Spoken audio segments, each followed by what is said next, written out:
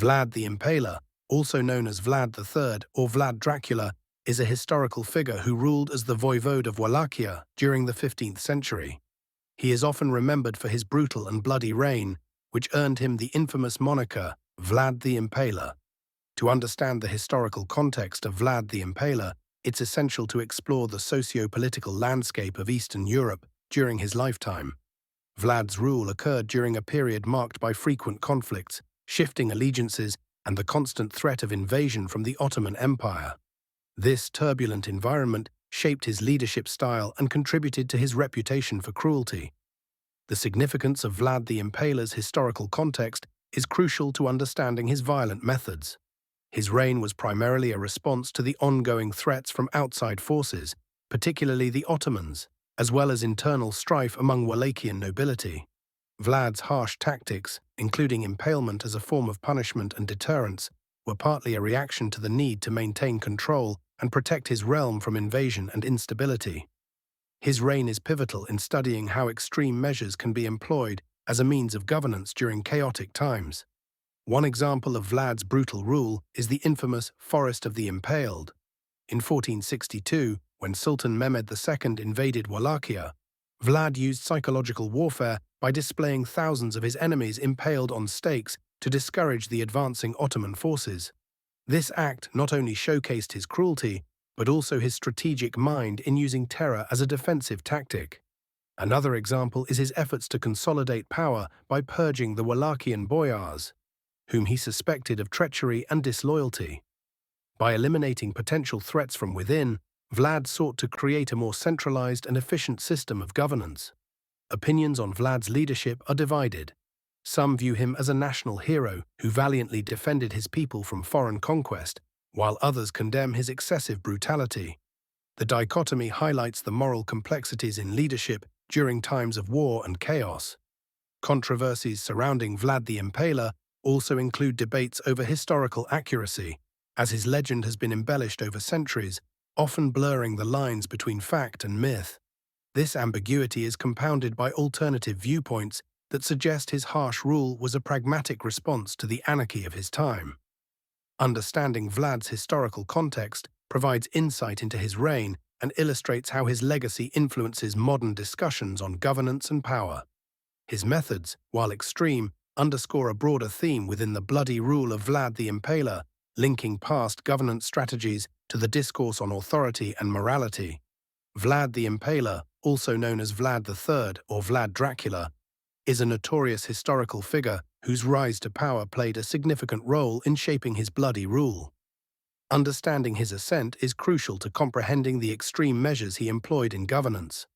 Vlad was born in 1431 in Transylvania, into the noble house of Draculești, a branch of the House of Basarab in Wallachia. His early life was tumultuous, marked by political intrigue and familial betrayal. At a young age, he and his brother Radu were taken hostage by the Ottoman Empire, a common practice aimed at securing the loyalty of their father, Vlad II Dracul. The significance of Vlad's early life and ascension to power lies in the adversity and brutality that shaped his character. His harsh upbringing, coupled with the loss of his father and older brother to political rivalries, instilled a fierce determination to reclaim Wallachia and secure his domain. This context is imperative for understanding why he resorted to brutal tactics, epitomized by his notorious use of impalement, to instill fear and consolidate his rule.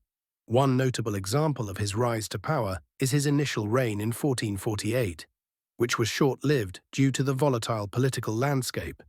However, in 1456, with support from Hungarian forces, Vlad successfully took control of Wallachia. His second reign saw him fiercely defend his territory against the Ottomans, famously refusing to pay tribute and engaging in brutal retaliation tactics, which solidified his reputation as a ruthless leader. Another example is his well-documented campaigns against boyars, the local nobility, whom he considered traitors due to their role in his father's downfall. By purging them, he secured his position and reduced internal threats. Vlad the Impaler's reign is both celebrated and condemned, leading to varied opinions about his legacy. Some view him as a national hero who defended Wallachian independence, while others perceive him as a tyrant. This dichotomy illustrates the controversy surrounding his rule.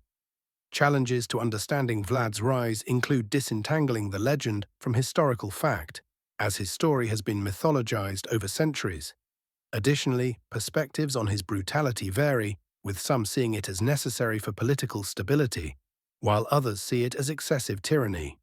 Vlad's rise to power is integral to grasping the broader narrative of his rule, as it underscores both the external threats and internal dynamics that influenced his drastic methods, thus weaving together the components that define the infamous reputation of Vlad the Impaler. The rule of Vlad the Impaler, often characterized as a reign of terror, was marked by his notorious methods of rule that have left an indelible imprint on history. Central to this concept is Vlad's ruthless and brutal tactics employed to maintain control and instill fear among his enemies and subjects alike.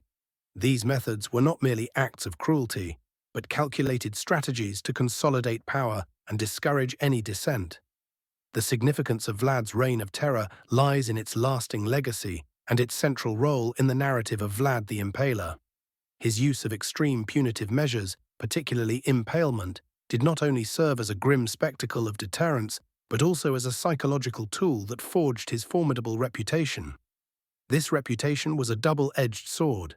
It elevated his status and struck fear into the hearts of adversaries, yet it also painted him as a tyrant in the eyes of history. Two specific examples illustrate Vlad's methods of rule. First, his infamous impalement of the invading Ottoman army serves as a testament to his tactical use of fear. The sight of thousands of impaled corpses was intended to repel further incursions, showcasing his determination to protect his realm at any cost. Secondly, his purges of the boyar class, the local nobility, illustrate his resolve to dismantle potential threats to his authority. By ruthlessly eliminating those he deemed disloyal, Vlad not only secured his power but restructured the socio-political landscape in Wallachia. Support for Vlad's methods often comes from those who view his actions through the lens of a ruler fighting for the survival and sovereignty of his domain in a tumultuous period. Some argue that his brutal tactics were necessary for preserving the independence and stability of his realm. However, challenges and controversies abound. Critics highlight the human cost of his reign, arguing that his methods were excessively cruel and overshadowed any positive achievements. Alternative viewpoints suggest that his reputation may have been exaggerated by enemies and subsequent literature, raising questions about the true extent of his atrocities. Vlad's methods of rule are intricately connected to other aspects of his legacy, influencing perceptions of leadership, authority, and governance during his era. His approach underscores the fine line between fear-based rule and tyranny, raising broader questions about the morality and efficacy of such leadership during times of conflict. Ultimately, Vlad's reign of terror serves as a case study in the complex dynamics of power, fear, and historical legacy. The infamous impalement tactic, a grim hallmark of Vlad the Impaler's reign, was a method of execution where victims were pierced with a sharp stake, often through the torso, and left to die a slow, agonizing death. This brutal approach was not just a method of execution, but a psychological tool used by Vlad to instill fear and assert power. As the ruler of Wallachia in the 15th century, he deployed impalement strategically to consolidate his rule and deter foreign invaders, most notably the advancing Ottoman Empire. The horrific display of impaled bodies served as a chilling deterrent to enemies and traitors, reinforcing Vlad's reputation as a fearsome and ruthless leader. This tactic's significance lies in its impact on both Vlad's contemporaries and his enduring historical legacy. Impalement helped Vlad administer a reign of terror, significantly altering the social and political landscape of the region. It emphasized his authority and discouraged dissent, emphasizing the extreme lengths Vlad was willing to go to maintain control and defend his territory. There are several historical examples that underscore the effectiveness, albeit gruesome, of this tactic. One such instance is the Forest of the Impaled, where Vlad reportedly arranged the bodies of thousands of impaled Ottoman prisoners outside the city of Târgoviște.